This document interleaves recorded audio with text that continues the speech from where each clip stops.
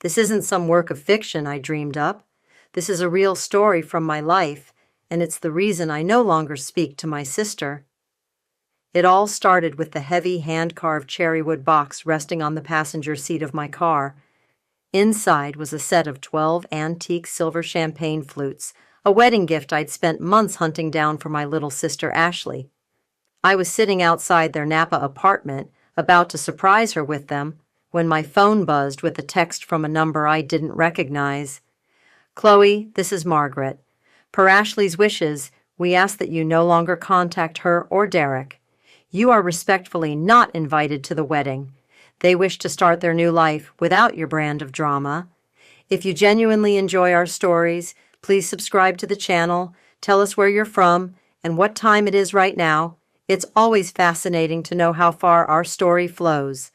My world didn't just crack. It atomized. Margaret was Derek's mother, a woman I'd met twice, a walking caricature of generational wealth and passive-aggressive smiles. And Ashley, my Ashley, the sister I had practically raised since our mother passed away 15 years ago, was hiding behind this woman's venomous text message to uninvite me from her wedding. I stared at the cherrywood box, the polished gleam of it suddenly feeling like a mockery. This wasn't just an uninvitation. It was an eviction notice from the family I had given everything to hold together. The wedding was in 3 weeks, at Vineyard. It was a place my mother had dreamed of, a sun-drenched sanctuary of rolling hills and ancient vines that she kept a postcard of on her bedside table until the day she died. For Ashley to get married, there was supposed to be a tribute, a way of having Mom with us. Now, it was just another thing she was taking from me. I put the car in drive, my hands shaking so badly I could barely grip the wheel. I didn't know where I was going, only that I was driving away from the smoldering crater where my life used to be. The cherrywood box on the seat next to me felt as heavy as a coffin. My relationship with Ashley had always been less sisterly and more parental. When our mom died of a sudden aneurysm, I was 22, and Ashley was a freshman in high school. Our dad was a good man, but was lost in his own grief, working long hours as a long-haul trucker to keep us afloat. So I stepped in. I dropped out of my culinary arts program, a decision that felt like severing a limb, and took a job waiting tables at a diner in downtown Napa to make sure Ashley had everything she needed. I packed her lunches, helped her with calculus homework I barely understood, and held her when she cried about not having a mom to help her pick out a prom dress. I used my meager savings, the money I'd been painstakingly putting away for my own restaurant, to pay for her art classes, her braces, her first clunker of a car. She was my whole world, the living, breathing vessel of my love for our mother. When she got into UCLA, I took on extra shifts for 4 years to help cover what her scholarships didn't. Every sacrifice was worth it when I saw her walk across that stage, diploma in hand, beaming with the future I had helped build. Then came Derek. He was from a different universe, the kind of universe where last names are legacies and trust funds are a birthright. His family, the Prestons, were old-money San Francisco real estate moguls. They summered in the Hamptons and wintered in Aspen. Derek was their golden boy, handsome and charming, with the easy confidence of a man who had never known a door to be closed to him. Ashley was completely starstruck. I tried to be happy for her. I really did. When Derek decided to launch a tech startup, a boutique wine pairing app, I was his first and most enthusiastic supporter. His parents, surprisingly, were skeptical. They saw tech as new money and beneath them. They refused to fund it. So Ashley came to me, her eyes wide with that familiar look she used when she needed something. "Chloe, he just needs a little seed money, $50,000. He says he'll pay you back double once they get their first round of funding." $50,000 was practically everything I had. It was the nest egg I had slowly, painstakingly rebuilt after her college expenses, the down payment for a small commercial kitchen space I'd been dreaming of. It was my future. "It's a sure thing, Chloe," she'd promised, squeezing my hand. "This is our chance. our chance to finally have the life we deserve. I looked at her hopeful face and saw my 16-year-old sister again, the girl I'd promised to protect. I transferred the money the next day. For a while, things were good. The app, Vintner, got some early buzz. Derek was always talking about equity and valuations, words that felt foreign on my tongue.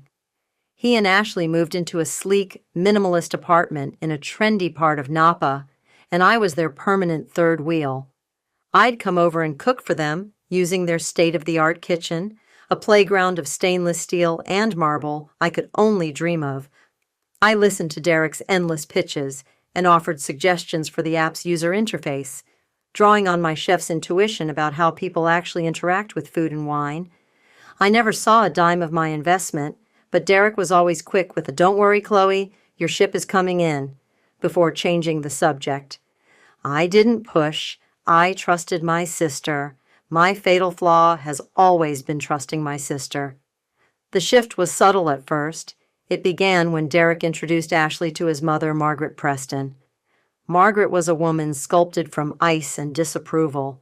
She had a way of looking at my sensible shoes and simple clothes that made me feel like something she'd found on the bottom of her heel. Ashley started changing. Her wardrobe shifted from vintage artist to curated designer. Her vocabulary started to include words like summering and portfolios. She'd cancel our weekly sister dinners, citing charity galas or yacht club mixers. When I'd call, our conversations felt strained, interrupted by her distracted murmurs as she texted someone else. She was becoming a Preston, and the Prestons didn't have room for a sister who worked with her hands. The engagement announcement was a post on Instagram. A picture of Ashley's hand, adorned with a diamond the size of a quail's egg, covering Derek's mouth in a gesture of faux surprise. The caption read, "A million times yes to my soulmate. Can't wait to be Mrs. Preston." I had to find out about my own sister's engagement from a social media feed. When I finally got her on the phone, her voice was breezy, distant. "Oh my God, Chloe, it's all been such a whirlwind. Derek did it on his family's sailboat at sunset. It was magical." She told me the wedding was set for the following spring at Athelgard Vineyard. "Can you believe it, Chloe? Mom's place. It's like she's blessing us." The use of our mother's memory felt like a knife twisting in my gut. But I swallowed my hurt. I offered to cater the wedding for free, my ultimate gift to them. I envisioned a menu inspired by our mother's favorite recipes, a way to weave her essence into the celebration. Ashley's response was a hesitant pause. "Oh, that's sweet, Chloe. But Margaret has already hired a team from San Francisco, the best of the best." It was the first real sting, the first clear sign that I was being pushed to the margins of her new glossy life. But I refused to see it. I poured all my energy and love into finding them the perfect, most meaningful gift I could imagine. The antique silver flutes, one for each of the 12 apostles, a nod to a silly story our mom used to tell us. I wanted to give her a piece of our history, a tangible reminder of where we came from, before she disappeared completely into the polished, soulless world of the Prestons. The cherrywood box sat in my apartment for weeks, waiting for the right moment. A moment that, I now realized, would never come. That text message wasn't just a change of plans. It was the final, brutal severance. Ashley hadn't just left me behind. She had allowed her new family to throw me away like trash, and she hadn't even had the courage to do it herself. My own sister had outsourced my heartbreak. The weeks that followed were a blur of hollowed-out days and sleepless nights. I'd wake up with my jaw aching from grinding my teeth, the ghost of Margaret's text message burning on my eyelids. I called Ashley's phone a dozen times a day, but it went straight to a new, unfamiliar voicemail message, her voice chipper and detached. I drove by their apartment once, parking across the street, watching the lights in the window and feeling like a ghost, haunting a life I was no longer a part of. The humiliation was a physical presence, a cold stone in my stomach. Friends from our hometown would call, their voices laced with pity. "Chloe, did you hear? I saw the registry. I can't believe they—" Every word was a fresh cut. I learned through this humiliating grapevine that Ashley and Margaret had crafted a narrative to explain my absence. To their new wealthy circle, I was the troubled sister, unstable, jealous of Ashley's good fortune, prone to making scenes. They said my investment in Derek's company wasn't a loan, but a desperate plea for attention, a pathetic attempt to buy my way into their world. They painted my love as a liability, my sacrifices as a sickness. Derek, the man whose dream I had funded with my own, remained silent, a coward hiding behind his mother's money and my sister's betrayal. The day of the wedding arrived like a storm front, dark and heavy. I couldn't bear to be in Napa, to risk hearing the distant sound of their celebration or seeing a guest in their finery. I drove north, up the winding coastal highway, ending up in a small, fog-shrouded town in Oregon. I sat in a cheap motel room, scrolling numbly through social media, and there it was, a flood of images under the hashtag #Preston at last. There was Ashley, a stranger in a cloud of white lace, her smile radiant and empty. There she was, standing with Derek under the ancient oak tree on Ethelgard's main lawn, the exact spot where Mom's postcard had been photographed. There were the Prestons, a united front of smug satisfaction. Every photo was a meticulously curated scene of joy, a joy built on my exclusion. And in the background of every shot was the vineyard, the sun-dappled leaves, the elegant stone winery, the rolling hills stretching out to the horizon. It was a paradise, my mother's paradise, and they had turned it into the backdrop for my deepest humiliation. That night, something inside me shifted. The grief, the shock, the searing pain, it all began to cool and harden into something else, something cold and sharp. Resolve. I thought of the $50,000. My $50,000. Money I had earned standing on my feet for 12 hours a day, money that smelled like diner grease and bleach, money that was now funding this grotesque pantomime of happiness. I thought of the lies they told, the way they had systematically dismantled my reputation and erased my role in Ashley's life. They hadn't just uninvited me, they had tried to unperson me. Lying there in that musty motel room, with the sound of the Pacific Ocean crashing somewhere in the darkness, I made a vow. They wanted to start a new life without me? Fine, I would start a new life too. But mine wouldn't be built on their lies or their money. It would be built on my own terms. And one day I would own the ground on which they celebrated my destruction. They thought they had buried me. They had no idea they'd just planted a seed. My phone buzzed again, a notification from my bank. My business account was overdrawn. The catering company I'd been trying to build, neglected in the fog of my grief, was failing. The last of my savings were gone. I was alone, broke, and heartbroken, 300 miles from home. It was the lowest point of my life, and it was the perfect place to start. Returning to Napa was like walking through a graveyard of memories. Every street corner, every shop held a ghost of the life I'd had with Ashley. I sold my catering equipment, piece by painful piece, just to make rent. The cherry wood box with the silver flutes sat in the corner of my tiny apartment, a silent, reproachful monument to my own foolishness. I had to face the truth. The life I had built around my sister was an illusion. My purpose, my identity, it had all been tangled up in hers. Now I was adrift. The initial fire of my resolve had cooled to embers, and despair was a constant creeping fog. I avoided friends, ignored calls, and lived on instant noodles and cheap coffee. The social media posts continued, a relentless stream of Ashley's perfect new life, a honeymoon in the Maldives, a new convertible from Derek, Sunday brunches with the Prestons at the Napa Valley Country Club. Each post was a twist of the knife, a reminder of the world I was not only excluded from, but had helped to fund. One evening, wallowing in a particularly deep bout of self-pity, I was scrolling through old photos on my laptop and found one of my mother. She was younger than I was now, standing in a field of wildflowers, her face turned to the sun, a smile of pure, unadulterated joy on her face. It was taken the year before she got sick. I remembered that day.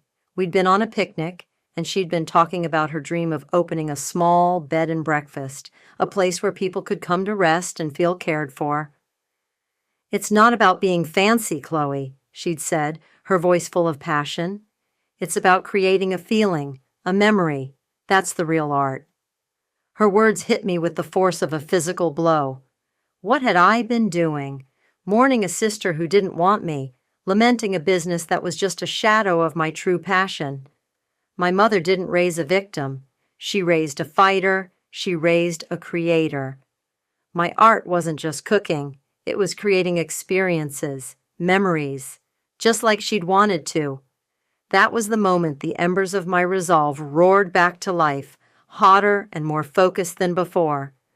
My plan had been a vague, emotional reaction born of pain. Now it would become a blueprint.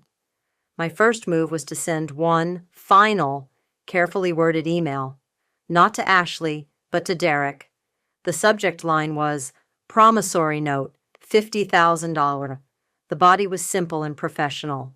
"Derek, I am writing to formally request the repayment of the $50,000 loan provided to you on date for the initial seed funding of Vintner LLC. As per our verbal agreement, it was to be repaid upon your first round of major funding. Please let me know when I can expect payment in full. Chloe." I knew it was a long shot. There was no written contract, only a bank transfer and a string of texts filled with Ashley's empty promises. But I needed to draw a line in the sand, to formally state that this was a debt, not a gift. His reply came from a lawyer, a man named Arthur Sterling from a prestigious San Francisco firm.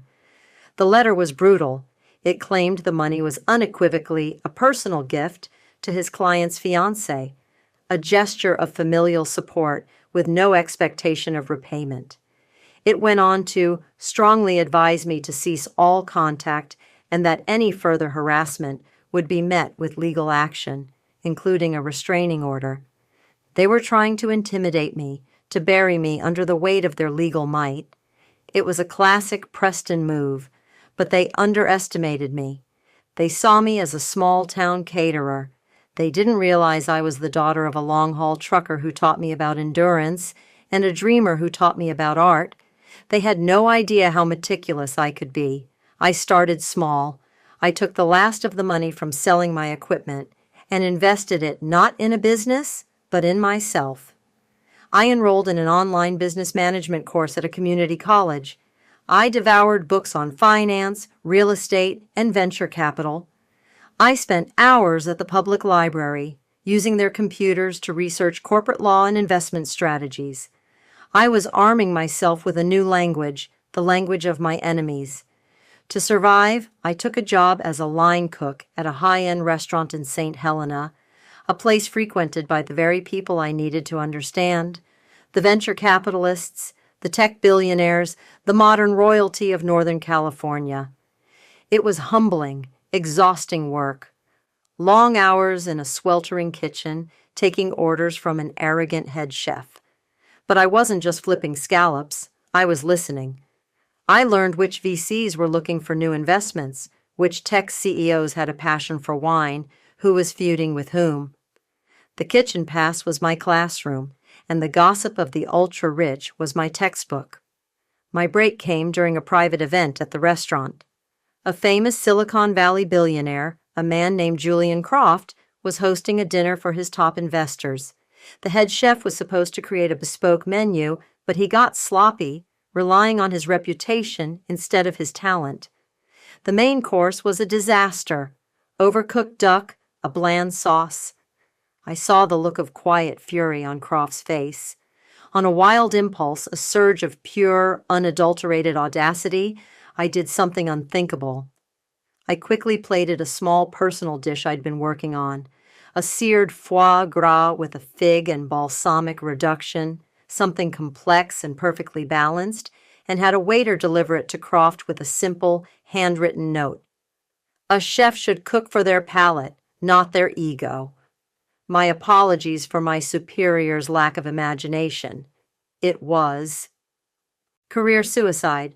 I expected to be fired on the spot. Instead, 20 minutes later, Julian Croft walked into the kitchen. The whole place went silent. He walked right up to me, holding the empty plate. He didn't smile. He just stared at me with intense, analytical eyes. "Who are you?" he asked. I told him my name.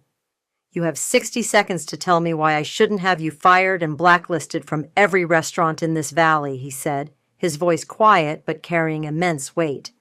I looked him straight in the eye. "Because you didn't come here for food, Mr. Croft. You came here for an experience. You're a man who builds worlds out of code. You understand that every detail matters.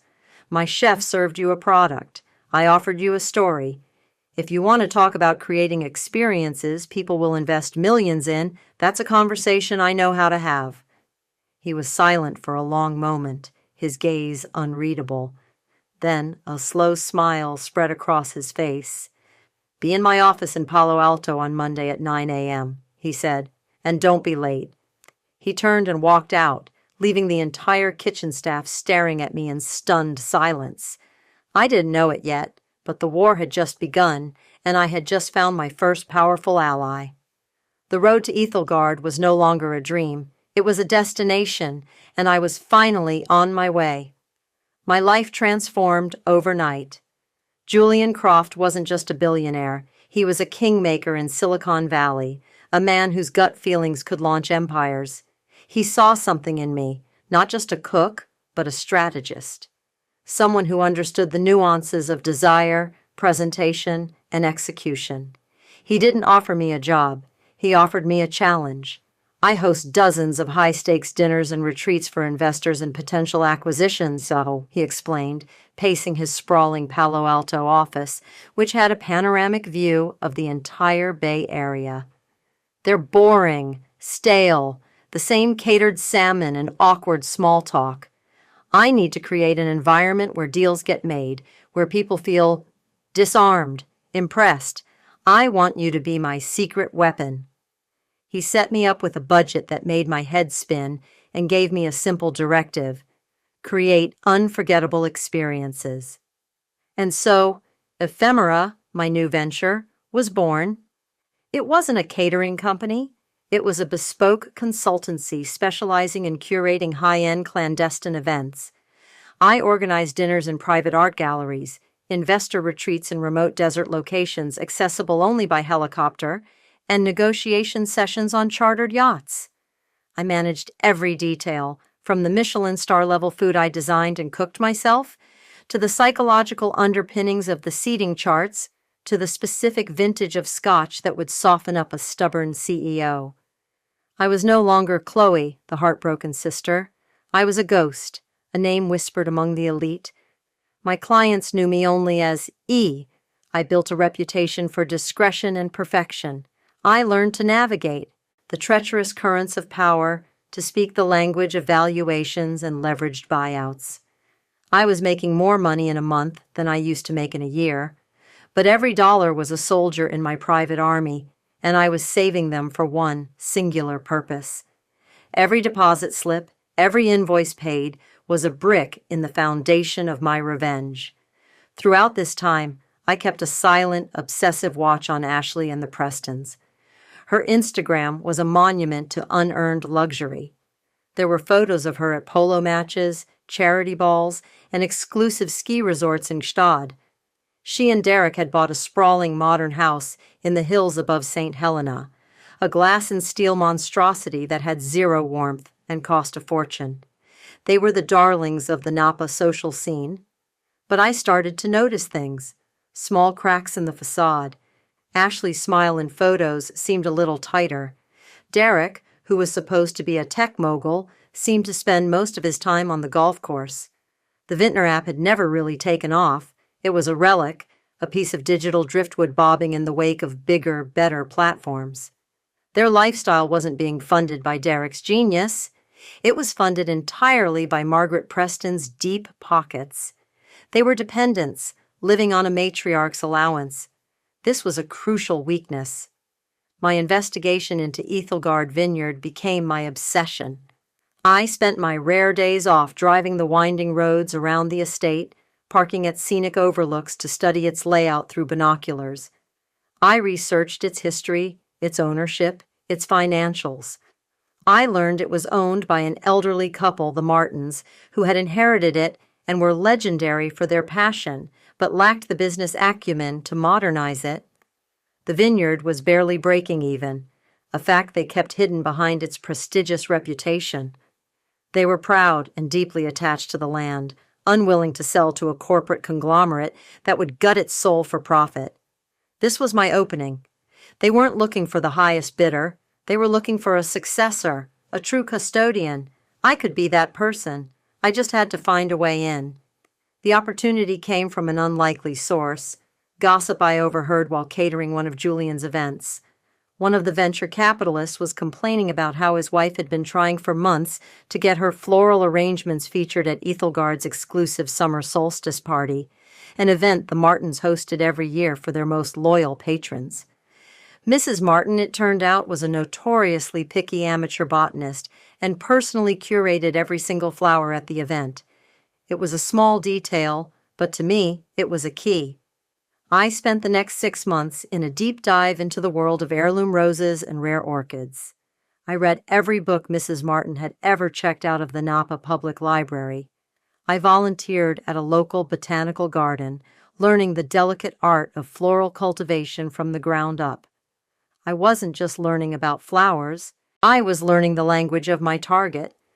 Then, through a carefully cultivated contact, I arranged to be introduced to the Martins at a local farmer's market, where Mrs. Martin was known to buy her produce. I didn't come as a wealthy consultant. I came as Chloe, a chef with a passion for local ingredients and a budding interest in horticulture. We talked for nearly an hour, not about business or money, but about the blight affecting local heirloom tomatoes and the delicate perfume of the Souvenir de la Malmaison rose. I could see the surprise and delight in her eyes. I wasn't another sycophant trying to get something from them. I was just someone who shared her passion. I nurtured that connection for months, sending her articles about rare seeds, dropping off boxes of produce I knew she loved, and asking for her advice on my own small herb garden. I became her friend, her confidant. I never once mentioned the vineyard's finances or their desire to sell. I waited. All the while, the Prestons continued their oblivious dance of arrogance.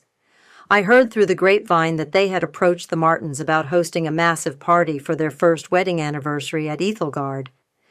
They wanted to rent out the entire estate for a weekend, a gaudy display of wealth and status. Mr. Martin, a man who valued tradition and subtlety, had been put off by their flashy demands and had politely declined, citing a fully booked schedule. The story, told with a chuckle by one of my clients, sent a thrill of victory through me. They were so blinded by their own importance, they couldn't see how their vulgarity was repelling the very people they sought to impress. Their power was an illusion, a thin veneer of cash over a hollow core of entitlement. And I was patiently, meticulously, preparing to strip it all away. I was closer than ever, but the final piece of the puzzle, the actual capital to make an offer, was still just out of reach. The Martins would never sell to me on passion alone. I needed to prove I could be not just a custodian, but a savior. The final phase of my plan required a level of audacity that terrified and thrilled me. Julian Croft had become more than a client. He was a mentor. He was intrigued by my relentless focus and the quiet, simmering anger that fueled it. One afternoon, in his office, he finally asked me directly, "What's your endgame, E? You've built $1 million business in 2 years. You have the respect of some of the most powerful people in the world. But you're not satisfied. You're hunting something. What is it?" I decided in that moment to tell him everything. I laid out the whole ugly story, the betrayal, the $50,000, the lies, and my singular obsession with Ethelgard Vineyard. I didn't tell it with self-pity, but with the cold, hard precision of a general briefing her commander. When I finished, He was silent for a full minute, looking out the window at the valley below. "Revenge is usually a terrible business model," he said finally. "It's emotional, messy. But this is different. This is about reclamation, and the market always rewards a good reclamation story." He turned back to me, a shrewd glint in his eye. "You have the vision, the passion, and the inside track with the owners. You're missing the capital. I have capital. Let's write a business plan." For the next 3 months, we worked in secret. We drafted a multi-phase plan to not only acquire Ethelgard, but to transform it. We wouldn't just maintain its legacy, we would elevate it into a world-class, multifaceted luxury destination. The plan included a farm-to-table restaurant utilizing my culinary skills, a complete technological overhaul of their winemaking and distribution process, and the creation of an ultra-exclusive membership program for corporate and private clients, a program I already had a waiting list for, thanks to my work with Ephemera. Julian agreed to be my silent partner, my primary investor. He would provide the financial firepower, but my name, my vision, would be the public face of the acquisition. It was perfect.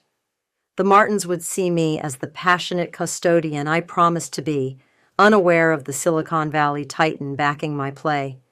The final proposal was a masterpiece, a perfect blend of heartfelt reverence for the vineyard's history and ruthless, undeniable business sense. While I was building my empire, Ashley was becoming more and more entangled in the Preston web. Her Instagram, once a vibrant feed of her art and friends, had become a sterile showcase for Margaret's world. Every post was about a charity committee, a gala, or a new piece of jewelry. She looked like a beautiful, exquisitely dressed hostage. I heard from a mutual childhood friend that Ashley had tried to reach out a few times, sending vague, non-committal texts like, "Thinking of you." I never responded. An apology that costs nothing is worth nothing. She had made her choice, and the price of admission to the Preston family was me. The true state of their finances was worse than I imagined. Julian, with his vast network, did some discreet digging. Derek's Vintner app was functionally defunct and hemorrhaging money. He'd made a series of terrible angel investments with Preston money, trying to prove himself as a tech visionary, and had lost millions.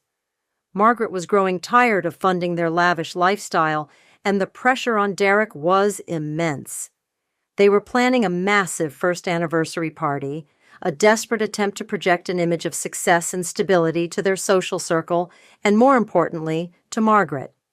And they had their hearts set on one venue, Ethelgard Vineyard. It was the scene of their triumph, the place that symbolized their ascent. They needed to return to it to reinforce their own myth. The day I presented my offer to the Martins was the most nerve-wracking day of my life. We met in their cozy, sunlit living room, overlooking the vines. I didn't lead with the financials. I led with the heart. I spoke of my mother's postcard, of my deep, abiding love for the valley, of my vision to honor their family's legacy while ensuring the vineyard thrived for another 100 years. I walked them through my plans for the restaurant, the soil regeneration program I'd researched, the community outreach I envisioned. Only then, once I had reaffirmed our personal connection, did I present the binder containing the financial projections, the market analysis, and the acquisition offer. It was a strong, fair offer, structured with tax benefits that would secure their retirement comfortably. They were visibly moved. Mr. Martin, a man of few words, simply nodded, a tear glistening in his eye. "Our grandfather would have liked you," he said. "He always said the land chooses its keeper." They accepted the offer on the spot. We signed the preliminary documents that afternoon. As I walked to my car, the deed to Ethelgard Vineyard tucked safely in my briefcase, I felt a profound sense of calm. It wasn't the wild elation I expected, but a deep, quiet certainty. The scales were about to be balanced. I looked up at the old stone winery, its walls golden in the late afternoon sun, and I finally felt like I was home. The trap was set. All I had to do now was wait for the targets to walk into it.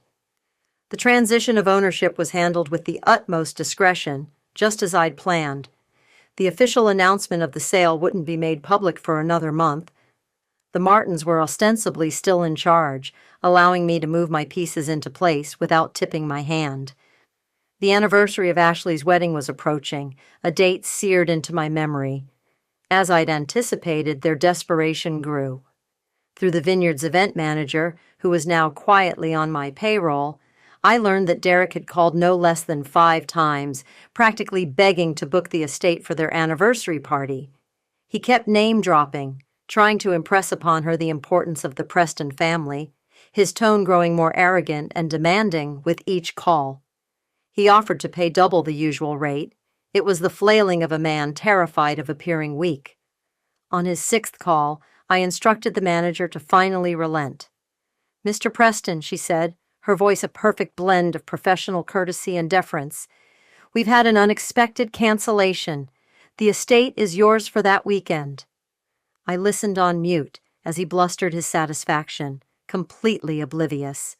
He was so consumed by his own ego that he couldn't even conceive of a world that didn't revolve around him. They immediately sent over a non-refundable deposit of $50,000.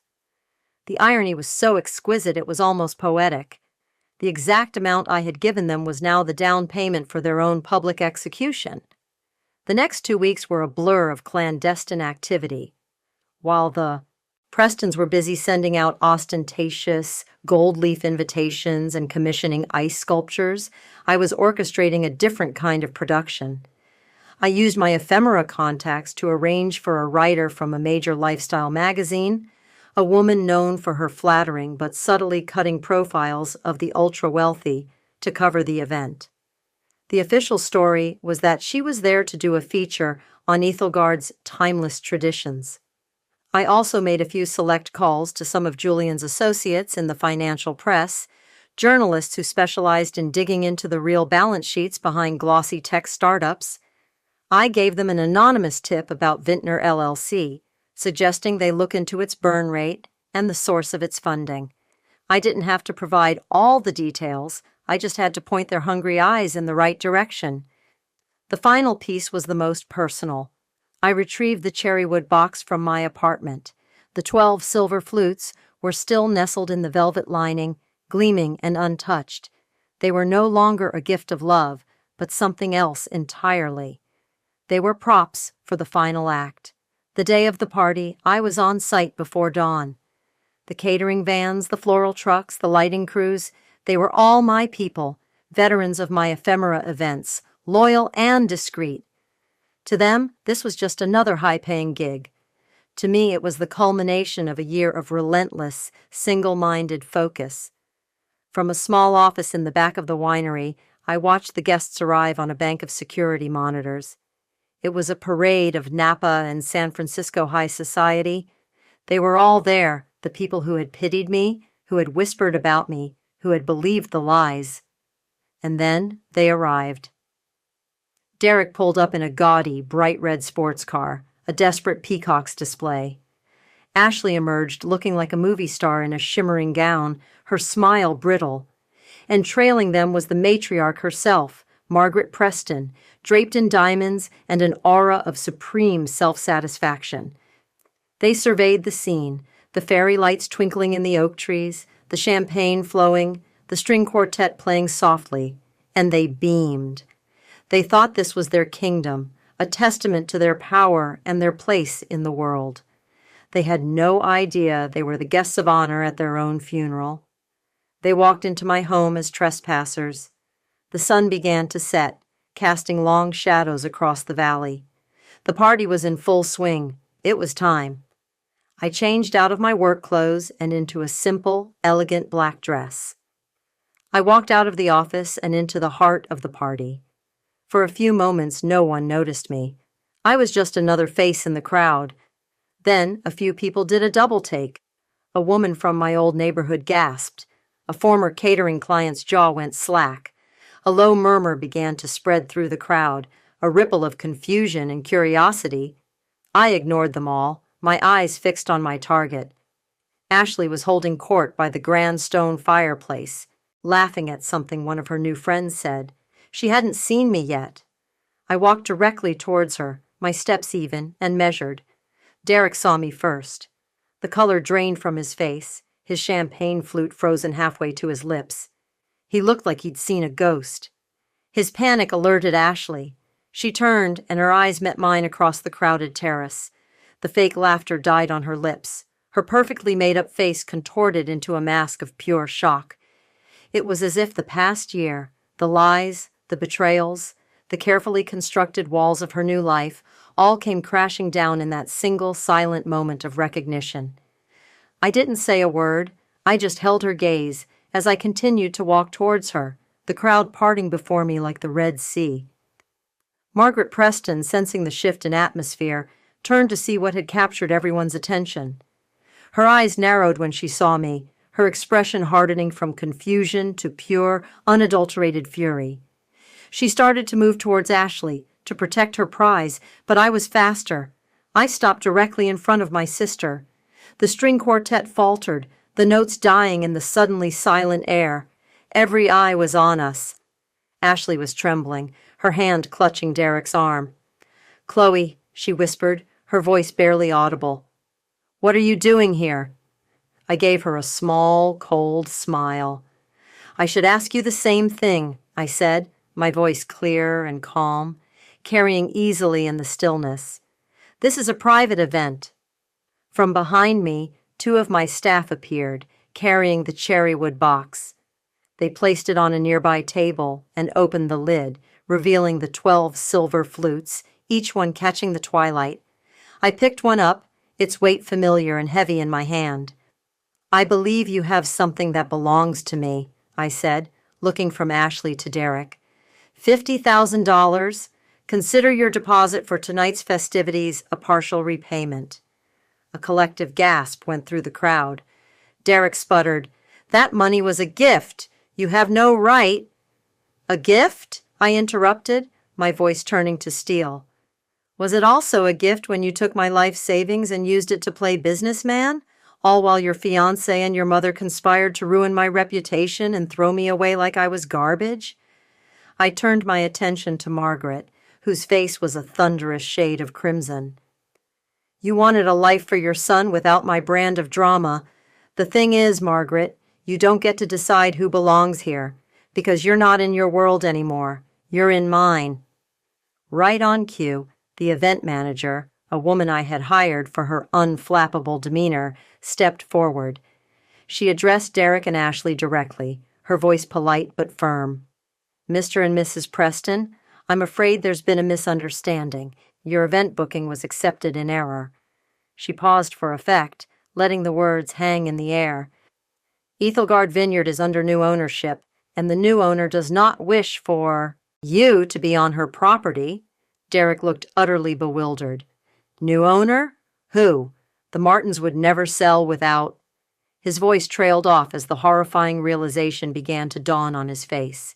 He looked from the manager, to the staff, to the flutes, and finally, to me. Ashley just stared at me, her eyes wide with a mixture of terror and disbelief. I let the silence stretch, savoring the moment of pure, unadulterated comprehension. Then I delivered the final blow. "Welcome to my home," I said softly. The chaos that erupted was everything I had imagined and more. Margaret Preston looked as though she might actually have a stroke, her face contorted in a silent scream of impotent rage. Derek was babbling, trying to argue with the security guards who were now politely but firmly escorting him towards the exit. Guests were murmuring, pulling out their phones, the magazine writer scribbling furiously in her notepad. The entire social hierarchy of Napa Valley was being upended right before their eyes. But I only had eyes for Ashley. She stood frozen, tears streaming down her face, mascara running in black rivulets down her cheeks. The perfect facade had shattered, revealing the scared, weak girl I had always known. "Chloe, please," she sobbed. "Don't do this." "Do what, Ashley?" I asked, my voice devoid of any warmth. "I learned from you. You taught me how to cut people out of your life. You just weren't prepared for me to be a better student." The financial journalists I had tipped off released their stories that evening. The articles were brutal, exposing Vintner LLC as a sham, a vanity project funded entirely by Derek's mother and my initial unpaid loan. The stories painted Derek not as a tech visionary, but as a coddled failure, a laughingstock in the cutthroat world of Silicon Valley. The public humiliation was absolute. Margaret, furious at the scandal and the squandering of her family's name and money, cut them off completely. The house, the car, the country club membership, it all vanished.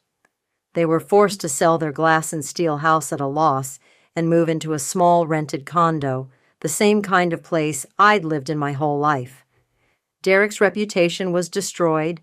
No investor would touch him. Ashley, stripped of her borrowed finery, had to get a job as a receptionist at a dental office. They were pariahs, the subjects of gleeful gossip for months. I never saw them again, but I heard whispers. I heard they fought constantly, the pressure of their downfall having corroded whatever love they thought they had. They had built their life on a foundation of lies and my money, and without those things, it simply collapsed. Ethelgard Vineyard, under my leadership, flourished. The restaurant named The Postcard, in honor of my mother, earned a Michelin star in its first year. The wine membership program sold out, with a waiting list years long. I didn't just reclaim the vineyard, I made it better. More vibrant, more soulful than it had ever been. I poured my heart into the soil, and it paid me back 1,000-fold. I created a place where legacy wasn't about the name you were born with, but about the passion you poured into your work. It became a sanctuary, not for the entitled, but for those who, like me, understood the value of building something real. My life was full, rich, and peaceful. But sometimes, on a quiet evening, I walk through the vineyard as the sun sets, the sky turning a bruised purple and orange. I'll hold a glass of our signature Cabernet, the wine made from the very earth they tried to steal from my mother's memory, and I'll stand on the lawn in the exact spot where they took their wedding photos, a place I now own. I don't feel anger anymore, or even satisfaction. I feel a quiet, chilling clarity. Some people inherit their legacies. I had to buy mine back. The end.